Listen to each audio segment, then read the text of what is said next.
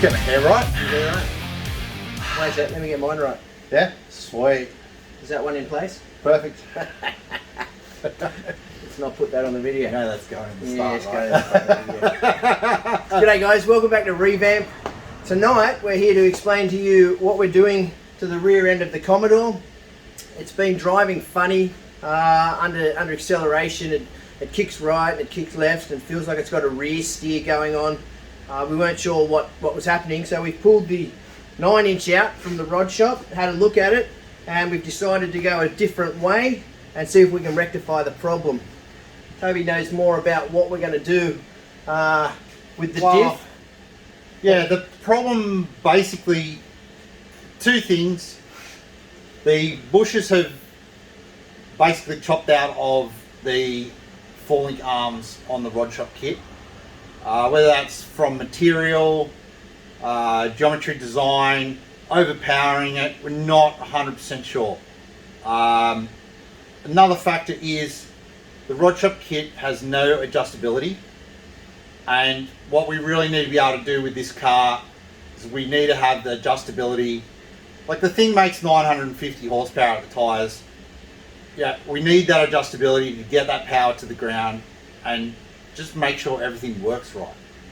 Yeah, because we weren't even able to adjust the pinion angle, which is another problem we've got in there. So yeah, and we had issues with trying to raise the suspension in the car. Every time we raised the suspension in the car, we'd take it for a drive, we'd come back, it was sagged back down again. So we've had rubbing issues. That's also caused pinion angle issues. And look, Rod Shop has redesigned the kit. We've noticed online they now use just a completely different design. I think it's a triangulated kit instead of the parallel 4-link. Yep. That might be better. We don't know. You know, this kit just hasn't suited us. So we're going to a kit from a race shop. We're going with the McDonald Brothers kit. It uses proper adjustable arms. It has bushed rod ends, so it's good for the street. You know, it's got the same brand coilovers, nothing wrong with the coilovers that we had, just they're very short. We've gone with a Viking coilover again, longer coilover, and there's some other little differences that, you know, we'll show you one as we're putting it together. One of the main differences is, doesn't come with a diff housing, like the Rod Shop one that's at our feet here, but that's okay. We've got the diff housing. We've got to cut them off. It comes with brackets to weld on. Yeah. So we're just going to use the old Rod Shop housing, weld the brackets on where we need them. Yeah. We've got a guy, old school drag racing guy, local guy to us. He's going to come and just give us some guidance on the fitment of the whole thing and then the tuning of the whole rear end. So that's going to be a big help to us. Yeah. So I guess we'll get into, I'll show you all the parts, and then as you can see, I've already pulled the rear end out of the car. So I'll show you all that, and that'll be the video. Alright guys, let's get into it. Yep. We're going to take a couple of just basic measurements to start with. We want the ride height of the car. Obviously this can change, but what we want to do is just get here to the floor, center of the hub to the floor, and then we're probably going to just do wheelbase just to make sure. So got me a pencil and a bit of cardboard.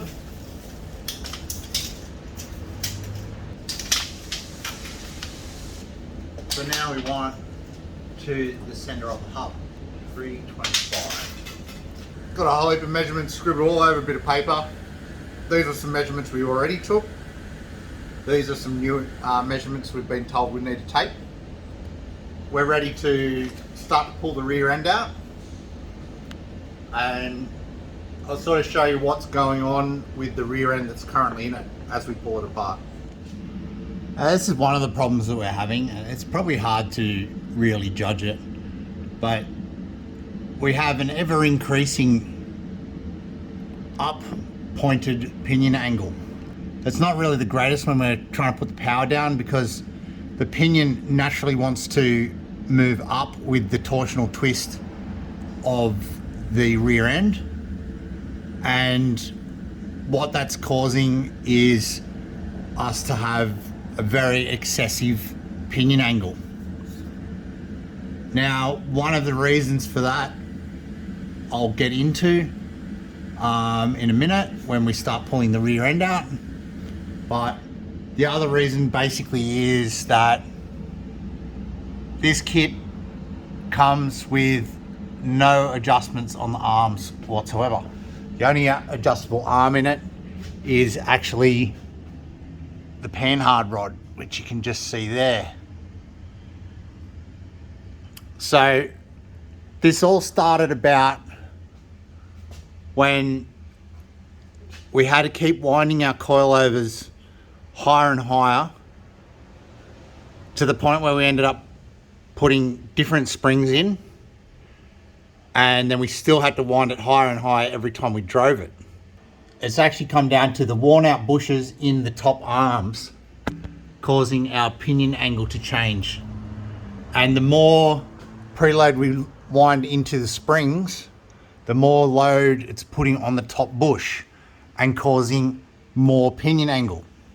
Part of the reason we're changing to a different rear suspension is that we're going to actually have adjustable links that go in here, and the other part is the deflection available in these bushes is quite a lot. So that's a couple of the reasons to add on what we've already told you. So let's get into pulling them apart. I'll show you the worn out bushes as we go. And you've got to remember, this car has done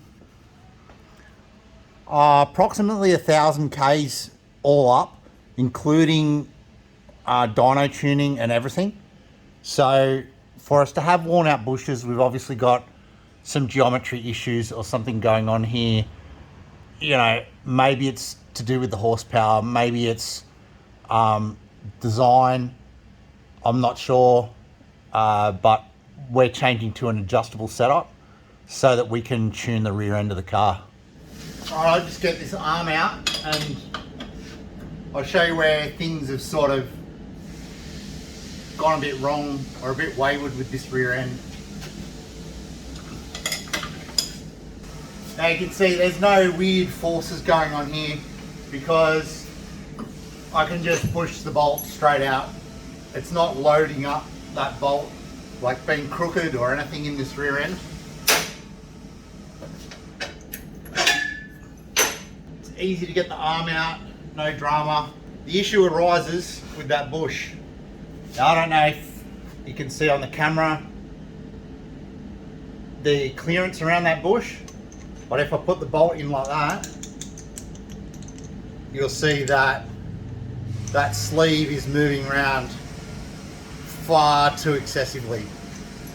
And it's pretty much similar to that on the other end.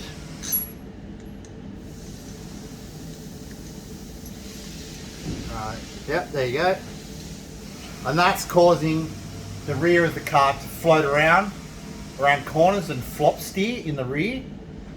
And it's also what's causing, every time we wind the coilovers up, we take it for a drive and it seems to be back down low, too low again.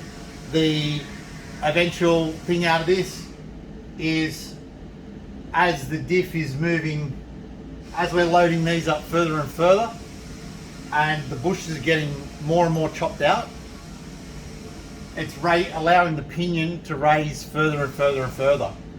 So not ideal for keeping the diff in usable condition, not ideal for universals and tail shafts, definitely not ideal for the drivability of the car. I'm going to continue getting all the rest of this out, and then we'll show you the new suspension that we've got, and I'll also run you through how we're going to fit it all into the car and set it up. Alright, ready?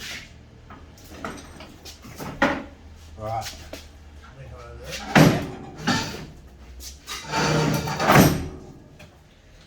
There she is, out of the car. Young Rossi gave me a hand. big old hole in the rear end of the VX. We have the rear end out of the Commodore now. You can see the 9-inch sitting here on the floor, and we've told you why we're doing it. Next thing really is to show you what we're going to put back in. Obviously we're reusing the 9-inch housing. We just have to cut the mounts off and put the new ones onto that. So the cross member that we put in the car for the 4-link bars, you know, it's a similar concept to the rod shop one.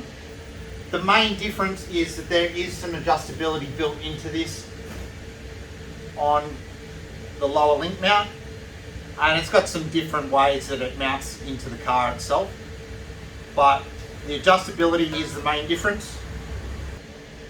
So the coilovers we're using are the Viking coilovers again. Nothing wrong with the old ones, just that they're shorter, don't suit this kit. Obviously there's a pair of those, and we have a pair of new springs as well. To mount them into the car, new mounting brackets. Actually has the top mount sits inside the chassis rail, so that's a little difference there. And panhard rod mount goes on there. The lower mounts, much beefier unit, actually has holes in it here. These are the right size, I believe it's 1 and a bit inch tube that we can run between the two coilover brackets, and it will just pass by the bottom of the diff housing, and we'll be able to weld all that in to give that extra rigidity in the housing and take away any flex. The actual link mounts that go on the diff,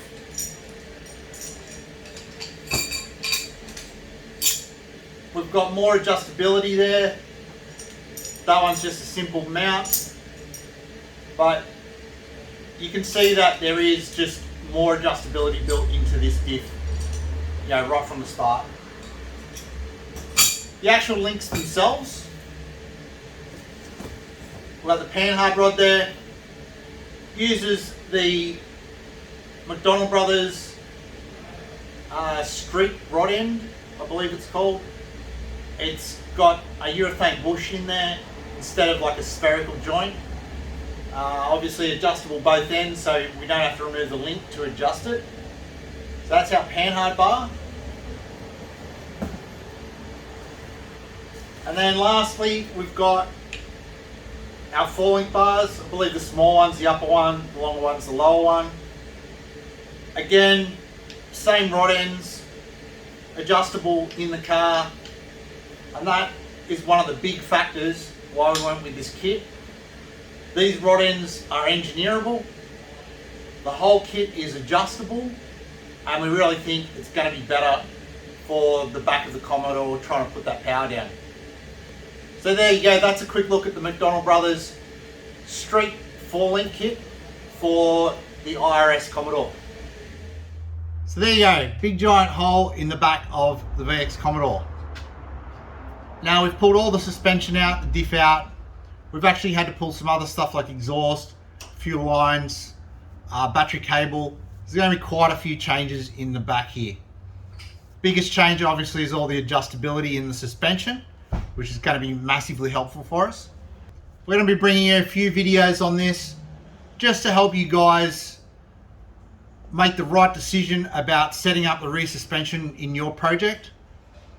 So if you want to see that, subscribe to the channel, hit that notification button, give us a like, drop a comment, let us know if this is helpful. Let a friend know they might have a similar project, they can get some tips out of it. And I'll see you next time on Revamp.